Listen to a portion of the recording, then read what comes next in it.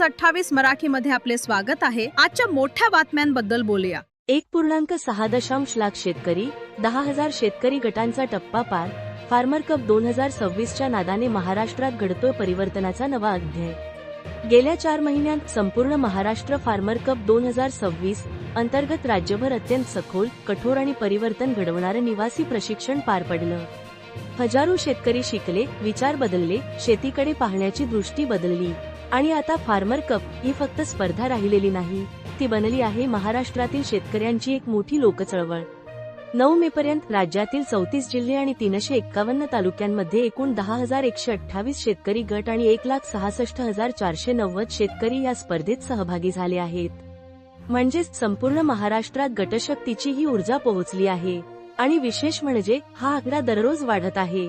महाराष्ट्र शासन, कृषी विभाग आणि MSRLM उमेद अभियान यांना विशेष आभार, ज्यांच्या भक्कम पाठिंब्याशिवाय हे शक्य झालं नसतं। या दोन्ही विभागांतील फार्मर कप मेंटर राज्यभर प्रवास करत आहेत, शेतकऱ्यांच्या भेटी घेत आहेत, सभा घेत आहेत आणि गावोगावी गटबांधणी करत आहेत। गटशेतीची ही चळवळ आणखी मोठी करण्यासाठी आपण सगळे मिळून काम करत आहोत।